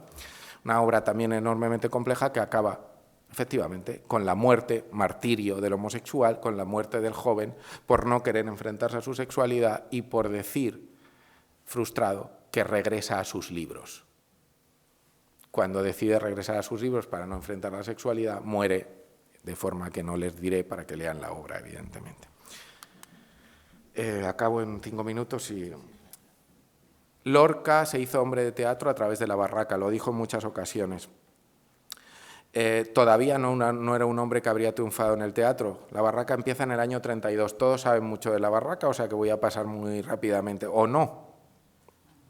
Mentiras que se cuentan de la barraca se siguen contando también en los libros de bachillerato. Mentiras gordas, muy gordas. La barraca era un grupo universitario que recorría los pueblos de España. Mentira. Primera mentira. La barraca fue un producto de una política institucionista que pretendía quitar del analfabetismo a los pueblos más depauperados de la geografía española, especialmente Castilla-La Mancha. Mentira. La barraca era un grupo universitario de la Universidad Central, de estudiantes de la Universidad Central, cuando a la universidad iban muy pocos, que efectivamente de la Universidad Central de Madrid, la hoy Universidad Complutense, entonces llamada Universidad Central, financiado por el primer gobierno de la República, efectivamente muy bien financiado, que contaba entre sus filas con personajes de toda afiliación política, estudiantes entonces que acabarían en las filas de Falange, estudiantes entonces que acabarían en el Partido Comunista, estudiantes entonces que acabarían en el Partido Socialista, en una España posible, que lo fue, de integración, lo fue, la del principio de los años 30, que no tenía como misión exclusiva ir a los pueblos. Esto es una gran mentira. La barraca tenía 2 repertorios. La barraca era un grupo fundamentalmente universitario, a diferencia de las misiones pedagógicas. Estas sí, y exclusivamente creadas para visitar los pueblos, los pueblos más aislados de la geografía española, con empresas culturales de muy distinta condición, teatrales, librescas, cine, exposiciones de arte. La barraca era un grupo universitario que tenía 2 repertorios, uno sencillo, entremeses de Cervantes, Lope de Rueda, para los pocos pueblos, no tantos, que visitaron, y un repertorio urbano, mucho más importante para los cursos de verano de la Universidad de Santander, de la Méndez Pelayo, para el Paraninfo de la Universidad Central de Madrid, para las capitales de provincia. Bien, Lorca tuvo problemas siempre con la barraca. La barraca le hizo de él un hombre que conoció el teatro desde dentro. Él lo dijo. Hasta este momento no he sido un hombre de teatro. He sabido hacer teatro a partir de ahora. Pero le trajo muchos problemas, ideológicos también, porque Federico García Lorca siempre dijo que la barraca no tenía signo político, que evidentemente había sido auspiciada por un gobierno de izquierdas y que él lo evidenció siempre que pudo, pero que no buscaba un proselitismo político en su ejercicio teatral. Los problemas de la barraca se empiezan muy pronto y esto ha costado muchos años demostrarlo, pero ya está demostrado. ¿Cómo? Pues miren, la primera campaña de la barraca tuvo dos obras elegidas, 1932, Los entremeses de Cervantes y El auto sacramental de la vida es sueño de Calderón de la Barca. No la vida es sueño, no, el auto sacramental de la vida es sueño, un auto sacramental. La barraca estaba dirigida por la FUE, la Fundación Universitaria Española, la Federación Universitaria de Estudiantes, una organización dominada fundamentalmente por el Partido Comunista. El Partido Comunista llama a Lorca y le dice después de la primera campaña, ¿qué pasa contigo? ¿Quién te da el dinero, guapo? Literalmente. ¿Tú te crees que esto es un repertorio revolucionario? Los entremeses de Cervantes y un auto sacramental. Bueno, estéticamente será lo que quieras, pero Y es entonces cuando se le fuerza a Federico García Lorca a montar una obra que él no quería montar y que es la obra más supuestamente revolucionaria del repertorio del Siglo de Oro, Fuenteovejuna. Una obra que había sido utilizada por los revolucionarios soviéticos del 17 y que era la obra más representada en la Rusia soviética desde el año 19, con traducción rusa, pero la más representada. ¿Por qué? Porque suponía el triunfo del pueblo, la rebelión del pueblo contra los opresores, y Lorca no quería meterse en ese sarao, porque sabía que iba a salir muy manchado. Finalmente se mete y sale escaldado. Se le ponen en contra los sectores más reaccionarios de la derecha, que le llaman, que publican al día siguiente del estreno una crónica ominosa que se llama Federico García Loca. El mal gusto es evidente, ¿no? Y, por supuesto, los sectores más radicales de la izquierda que opinan que Fuenteovejuna podía haber ido mucho más allá, que realmente se quedó en el querer, querer pero no poder. Y a partir de ese momento se inicia una persecución ideológica de unos y de otros contra la barraca que acabaría costándole muchos disgustos a Lorca, y luego, si quieren, hablamos de esos en el turno de preguntas.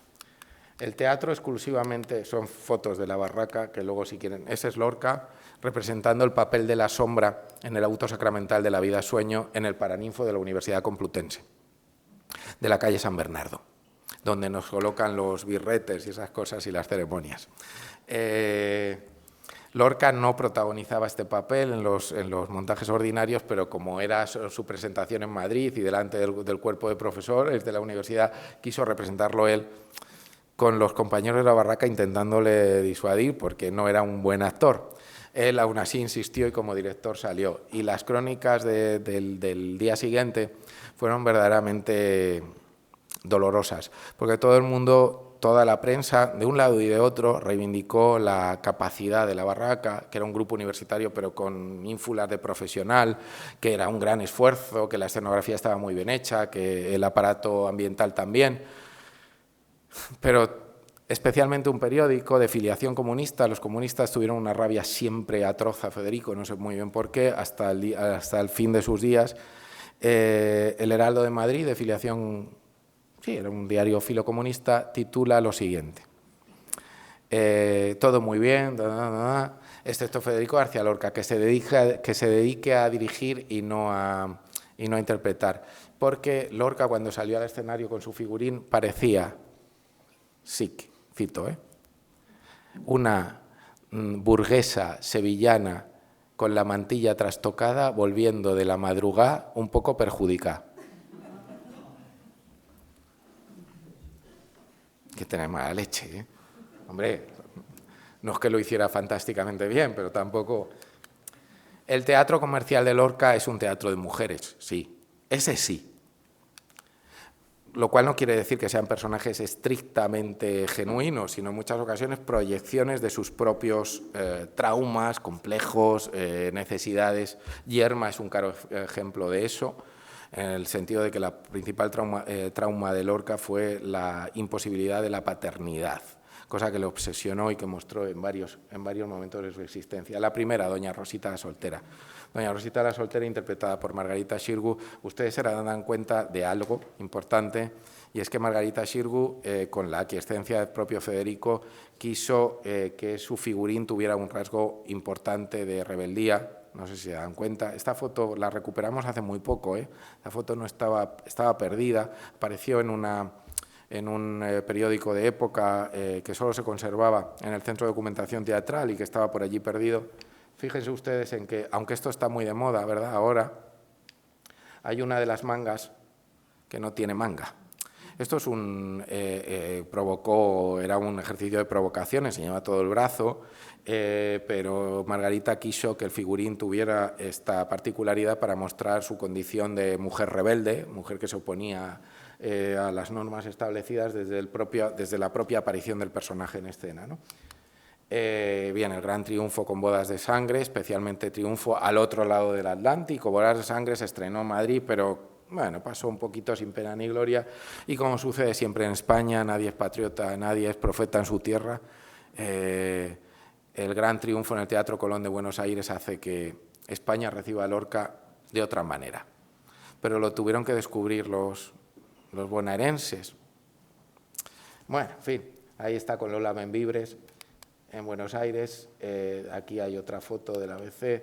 Y aquí está Margarita Xirgu en el estreno de Yerma en el año 34, en la última escena, cuando acaba con Juan, con su marido, en una foto mítica que esta sí ha tenido mucha relevancia. Y bueno, el estreno de Bodas de Sangre muchos años después. Pero bueno, me quedo aquí. Hasta aquí y ahora ya las preguntas que quieran y así seguimos hablando. Muchas gracias.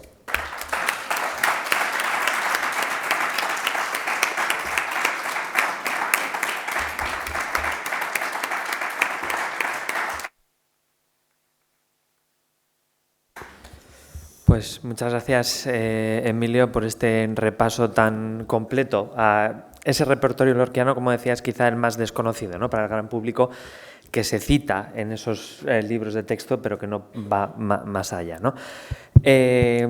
Como hemos comentado, ahora pues abrimos el turno de preguntas para el público. Si quiere hacer algún comentario, alguna apreciación, alguna pregunta, pues este es el momento.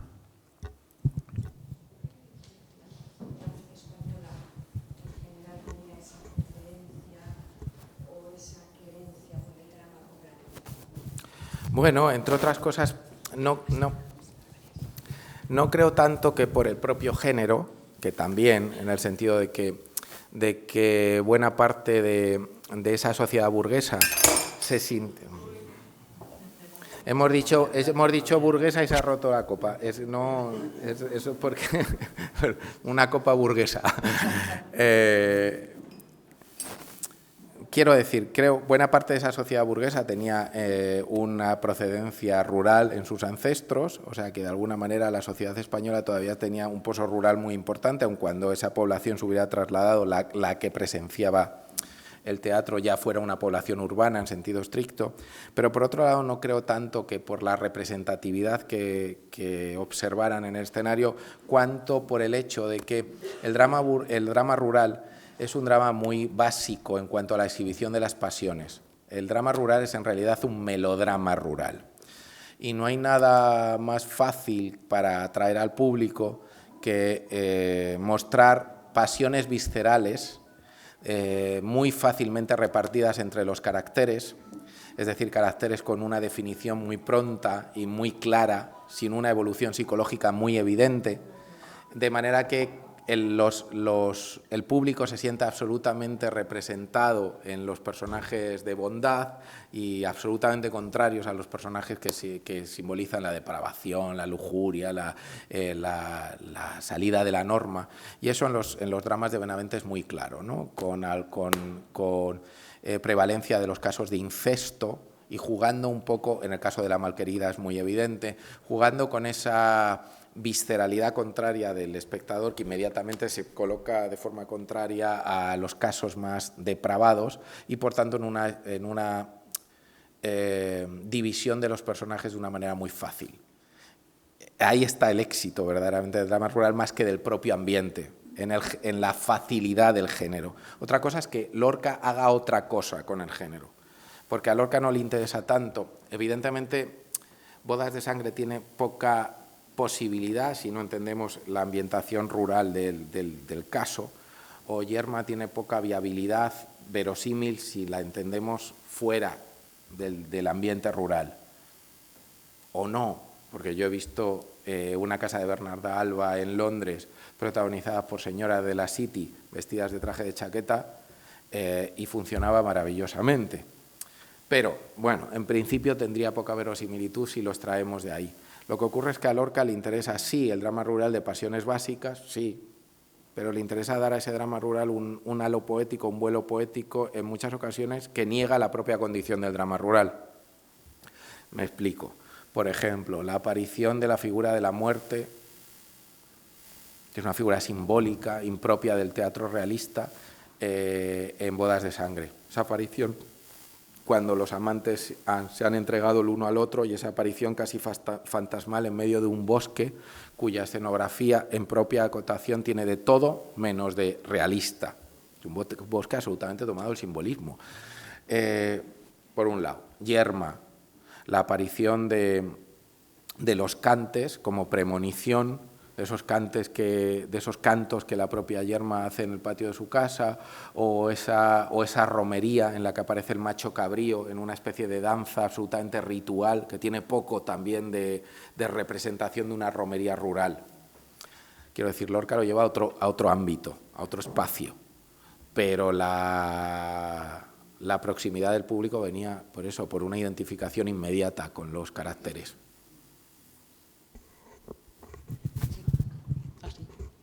Buenas tardes, sí, muchas gracias por la charla. Dos preguntas. La primera, ¿por qué Gregorio Martínez Sierra se empeñó en hacer el maleficio de que se hiciera, el maleficio de la mariposa, con alguien que todavía no tenía, sí, sé que está Juan por ahí, pero creo que es interesante, ¿no? Apuesta fortísimamente por un autor que no era autor todavía. Bueno, y además incluso un poco torciéndole la mano a Lorca.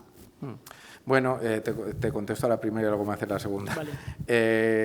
Bien, yo creo que, aparte de que y me contradecís si no estáis de acuerdo, yo creo que Gregorio Martínez Sierra nadó y guardó la ropa siempre, en el sentido de que él era perfectamente consciente de que ese teatro de arte era una especie de empresa teatral en la que había que jugar con montajes con un éxito más asegurado, con montajes más livianos desde el punto de vista de la exigencia, con apuestas interesantes desde el punto de vista estético. Pero es que además yo creo que la razón fundamental de que se lance a ello es que había probado la eficiencia de un texto anterior. Quiero decir, no se lanza totalmente. Y es que en el año 1916 alguien que también no ha pasado, como diría Andrés Trapiello de Sánchez Mazas, ¿os acordáis de aquella frase mítica, ¿no?, que ganó la guerra pero perdió la historia de la literatura? Pues algo parecido le ocurrió a un personaje que es capital para entender a Federico García Lorca y del que normalmente se omite toda vinculación con Lorca, un personaje que se llama Tomás Borràs. Tomás Borràs fue un falangista del círculo más duro de la falange, no precisamente del círculo josantoniano, sino del más próximo a las Jons en un determinado momento, cuando ya en los años 30.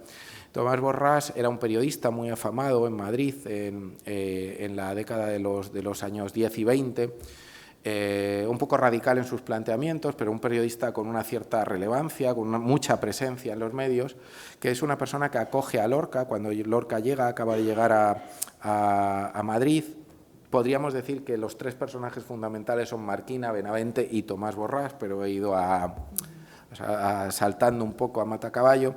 Y Tomás Borràs había estrenado en el Teatro de Arte en el año 1916, en uno de los primeros montajes, una pantomima de tema animal, también, pero en la línea más simbolista, todavía con una cierta presencia del tardo simbolismo en España, el año 20 ya es otra cosa, que se llamaba El sapo enamorado.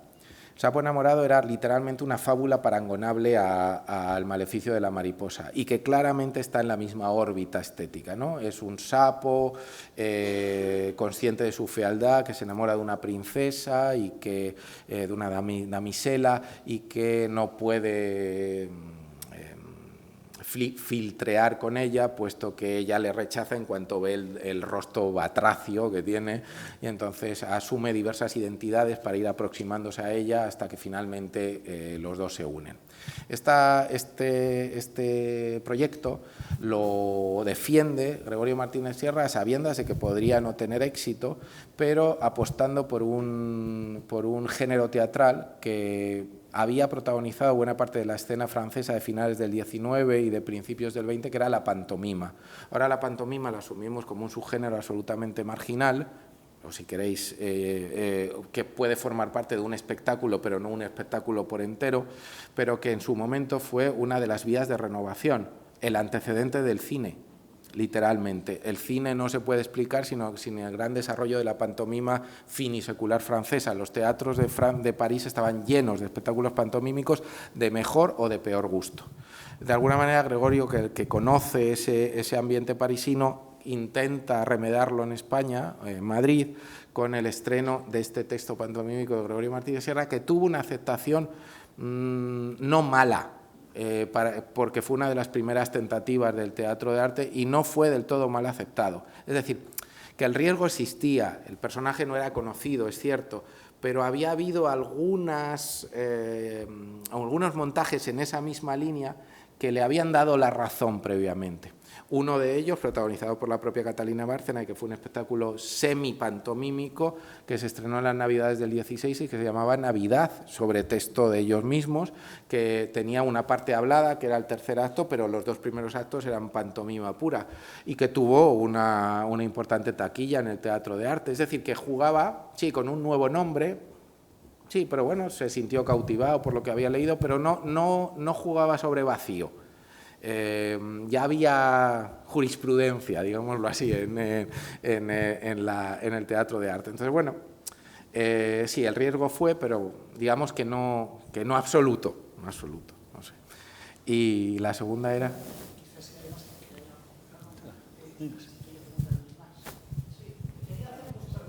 Adelante.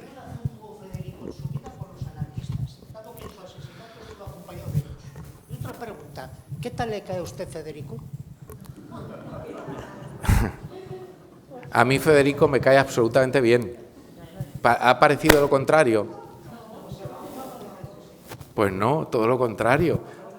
No, habrá sido una percepción, a lo mejor me he expresado mal, pero no, me cae absolutamente bien, me parece una persona encomiable. Me parece una persona encomiable por muchas razones. Ahora le contesto a lo primero, que es más difícil. Me parece una persona encomiable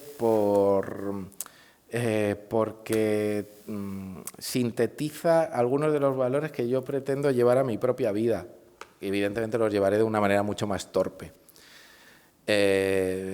Yo pretendo ser hedonista, no lo soy, como él no. Una vida muy aburrida, escribo continuamente y doy clases y esas cosas. Pero mi ideal de vida es ser hedonista en algún momento, no sé cuándo. Es una persona que no juzga ideológicamente. Y para mí eso es una virtud tan necesaria en la España de hoy. Si hubiera más Federicos, es decir, alguien que no tiene anteojeras ideológicas. Mire, yo lo padezco, se está grabando esto, no debería ir. Yo no tengo por qué explicar cuál es mi filiación ideológica, ¿a quién importa? A lo mejor se sorprendería y mucho, ¿no? Pero a mí me gusta llevar americana y corbata cuando doy conferencias, por respeto al público. No sé, debe ser que soy así de raro. A la universidad voy con americana, normalmente con corbata. A veces no te apetece y tal, pero normalmente con corbata. Y yo tengo muchos compañeros que a mí me juzgan en un lado que no me corresponde por mi manera de vestir. Es más, por mi manera de llevar. Eso a Lorca no le pasaba. Entonces yo llevo, por ejemplo, una pulsera de una cofradía de Sevilla. Esto tiene razones familiares. Yo no soy creyente, pero me encanta confundir a mis compañeros. Porque hay reuniones de mis compañeros, los más sectarios, en cuya reunión se basa fundamentalmente en leer lo que aparece en la pulsera. No en escucharme, sino en leer lo que aparece en la pulsera, y si lo llegan a leer, normalmente son miopes, y no lo llegan a leer, pero si lo llegan a leer es una ratificación de lo que ellos han pensado previamente que es uno, ¿verdad? Lo cual significa que algunos de esos mis compañeros son tontos, así de pelota, ¿no? Entonces, García Lorca simboliza eso que yo quiero de las personas, es decir, la falta de juicio por lo que las personas pueden aparentar o suponer. Y Lorca lo representaba porque Lorca tenía amigos de todas las secciones y no los diferenciaba. Penón, Agustín Penón, que es el gran historiador de Lorca, el primero, que no llegó a escribir la investigación que llevó a cabo en España, el primero que investiga el asesinato de Lorca se llama Agustín Penón. En el año 54 llega a Granada, obsesionado por el personaje. Este era un hijo de exiliado, y llega a Granada en la España de los 50, y llega a Granada y hace una investigación sobre el asesinato de Lorca, hablando con todos los personajes que de alguna manera tuvieron relación en la vida de Lorca en los últimos años. Habla con los Rosales, con todos los hermanos, incluido con Luis, por supuesto con Pepe Nick, etcétera, etcétera. Habla con la que se supone que fue la primera ilusión heterosexual del adolescente Lorca. Bien, una mujer importante en la vida de Lorca, sobre todo por la amistad. Habla con muchos personajes de la vida granadina. Y después de tener un dossier de este tamaño, que daba mucha luz sobre el asunto, vuelve a Estados Unidos y decide que no es capaz de escribir lo que ha investigado. Y decide que no es capaz porque pondría en peligro a mucha gente que se ha hecho amiga de él. En esa España, si ese libro se publica, pondría en peligro a mucha gente que él ha descubierto, a pesar de sus anteojeras ideológicas, que eran buenas personas. Y decide no escribirlo. Eso permanece en el olvido. Aparecen muchos años después libros muy notables de Gibson. Gibson tiene los papeles de Penón porque se los había entregado. Y ahora estamos reivindicando la figura de Penón, porque toda esa investigación, ahora ya la conocemos, porque se han publicado los papeles y tal, y la conocemos. Y el retrato que hace Penón es muy certero. Lorca dijo en una ocasión, hablando con un amigo, que él no tenía problemas ideológicos con nadie, que él tenía amigos. Y esto es la que era la España de los años 30, luego pervertida. Lorca iba a la tertulia del Café Lión, en la calle Alcalá de Madrid, que no sé si usted conoce, ahora asquerosamente, bueno, es que se está grabando, desgraciadamente,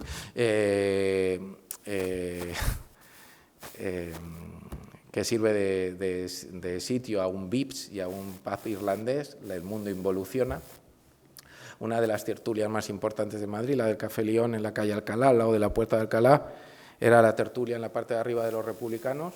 Esa tertulia estaba dirigida por un republicano católico que se llamaba José Bergamín, nada más y nada menos, miembro del Partido Comunista. A esa tertulia asistía de vez en cuando Federico, y en la parte de abajo del Café Lión estaba la tertulia de la Ballena Alegre, la tertulia de los falangistas. Los falangistas entraban normalmente por la puerta del Lión, que comunicaba, podrían entrar por la puerta trasera, pero entraban por ahí y se saludaban, tomaban cerveza juntos, se insultaban. No, ¿usted de qué partido, de qué equipo de fútbol es? Pues yo no sé, no hace falta que me conteste. Pero si usted es del Barça y tiene un cuñado del Madrid, seguramente le llame algo cuando gane el Barça o el Madrid. ¿Eso significa que te llevas mal? No, significa que eres contrario y que te llamas algo, pero te tomas unas cañas juntos. Ese era el ambiente de Madrid. Y a Penón le dice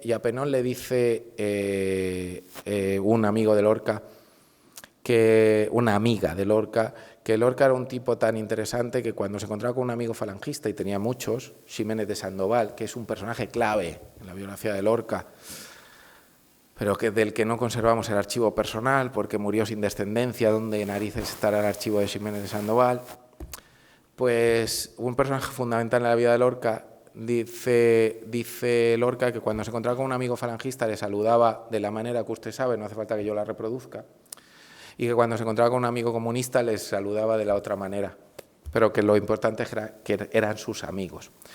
Entonces, si le he mostrado que no estoy, todo lo contrario, le adoro, me gustaría parecerme a él en esas dos cosas. No en su vida trágica de amores, eso ya no, eso sufrió mucho. Me gustaría no sufrir tanto, ¿no? Yo creo que ya haya sufrido tanto. Y en cuanto a los anarquistas, Lorca repudiaba los extremos. Los repudiaba. La prueba evidente, eso lo he publicado en una edición la he citado antes en esa lectura tan rápida. Ha citado que yo tengo una edición del último texto en el que Lorca estaba trabajando cuando es asesinado. Lorca estaba trabajando en una obra de teatro de la que solo nos queda el acto primero. Le voy a contestar, aunque parezca que voy yendo por otro lado. Esa obra se llama Comedia sin título. Nosotros la conocemos como Comedia sin título. Realmente iba a ser titulada de otra manera. Esa obra de teatro era una verdadera revolución, porque lo que cuenta es cómo el público de la sala se revoluciona contra el escenario y se establece una lucha entre el mundo del arte, que en realidad es muy conservador, y el mundo de la posible revolución del público. Esa obra no la llega a concluir, la empieza a escribir a finales del año 35 y no la llega a concluir, y esa es la obra que estaba escribiendo cuando le asesinan. La vida de Lorca cambia en su exhibición pública en esos últimos meses de su vida. Yo lo he demostrado en esa edición y le invito a que si le he sugerido algo, la lea. La vida de Lorca cambia porque Lorca se da cuenta de que se convierte en una especie de rifa para unos y para otros. A Lorca le tientan mucho del Partido Comunista, mucho, y Lorca es de todo menos comunista, y le tientan de la Falange. Tiene muchos amigos falangistas que de alguna manera le intentan, bueno, pues un poco llamar a filas. Con la segunda no hace falta que le demuestre, se demuestra solo que no tenía ninguna afiliación ideológica con la Falange, tenía muchos amigos falangistas, pero estaba a años luz de los postulados de Falange. Respecto al comunismo, estaba a los mismos años luz que respecto de Falange, pero parece que eso necesita un poquito más de explicación, a años luz. Y la vida y la exhibición pública de Lorca cambia radicalmente a partir del triunfo del Frente Popular. El 16 de febrero del 36 gana el Frente Popular y Lorca observa una política muy radicalizada, en manos fundamentalmente de los anarquistas, una política muy radicalizada, y Lorca se separa. Se separa y empieza basta con ver la prensa del momento y empieza a dilatar sus apariciones públicas. Las empieza a dilatar y las empieza a medir y mucho, muy especialmente a partir del arresto de José Antonio Primo de Rivera, su encarcelación y la prohibición o la ilegalización de la Falange.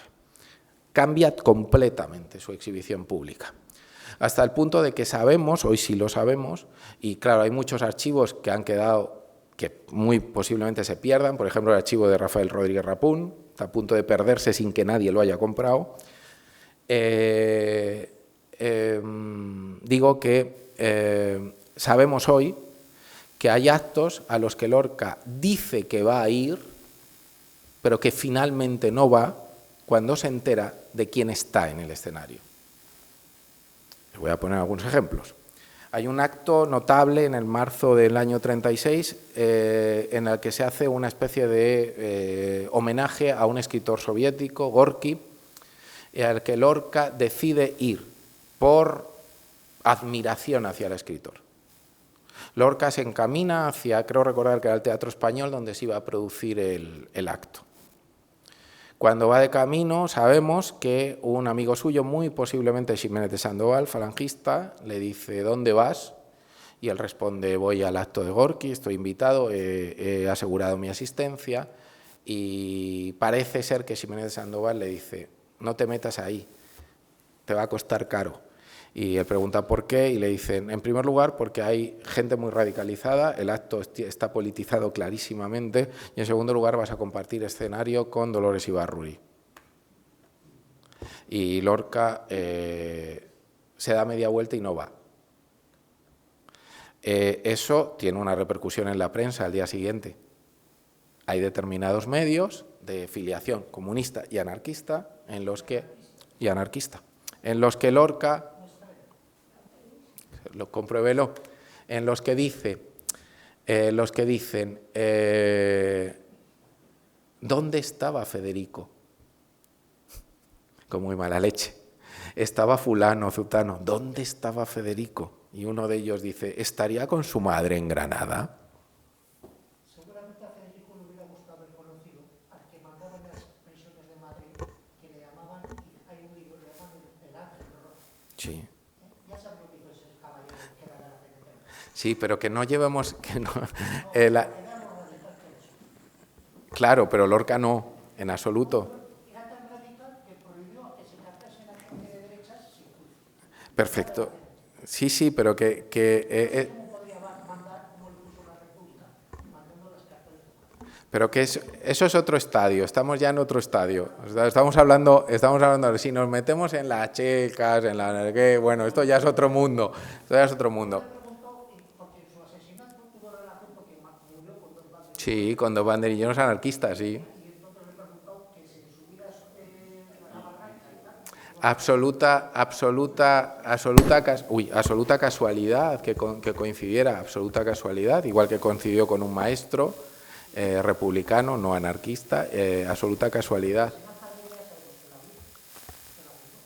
Bueno, sí, claro, pero eso,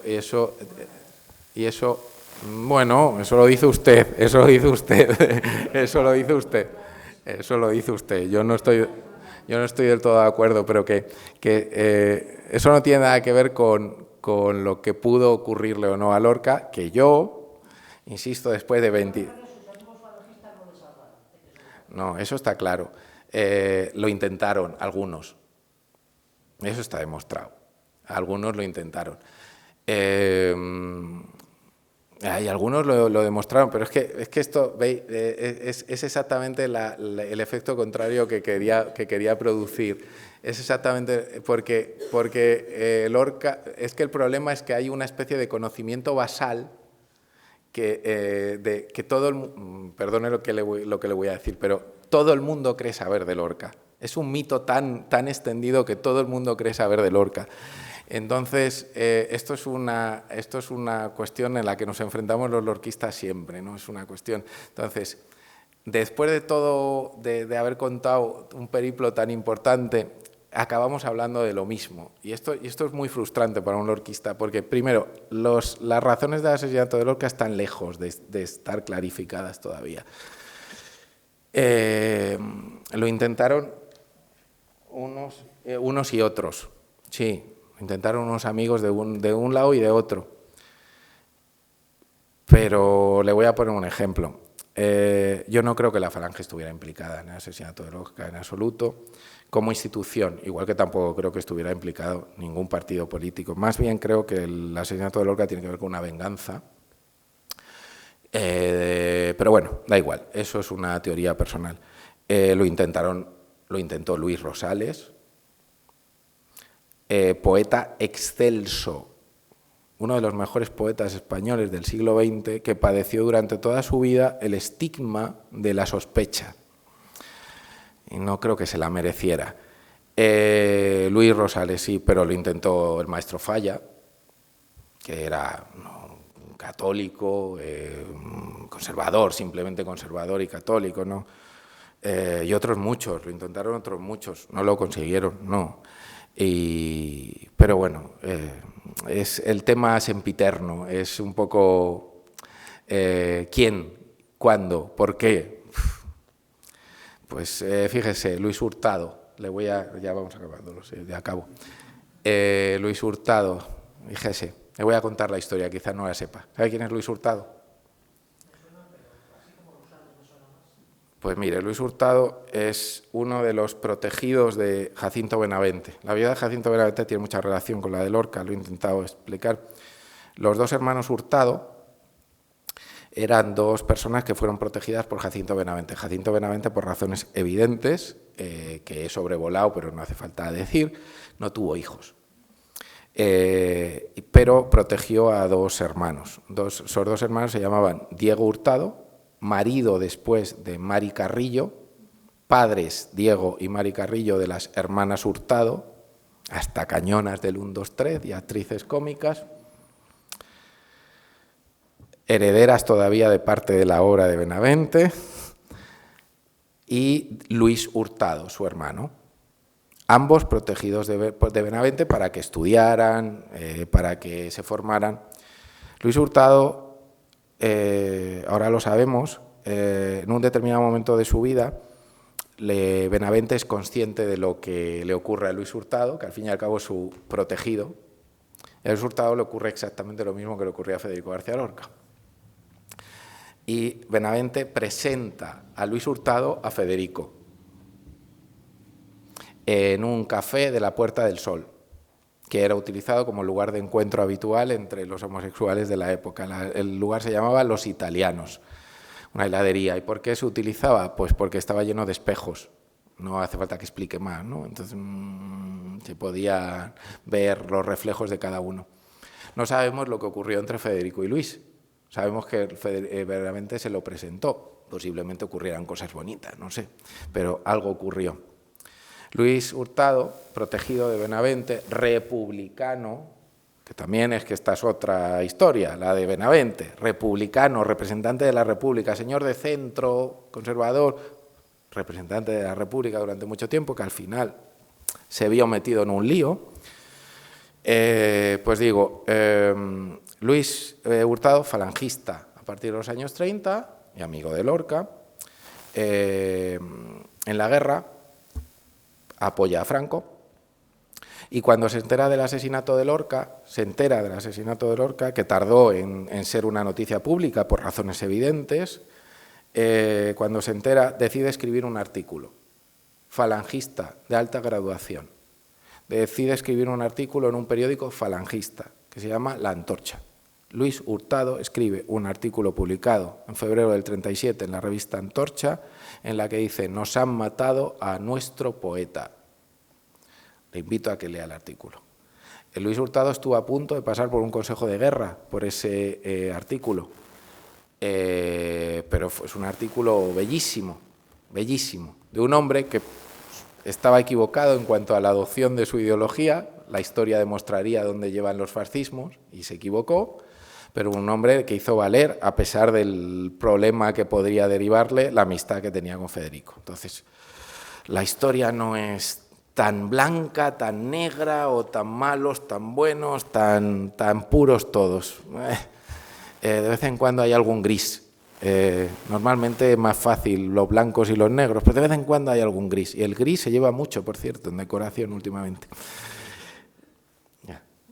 Muy bien, pues muchas gracias. Si os parece lo dejamos aquí. Gracias.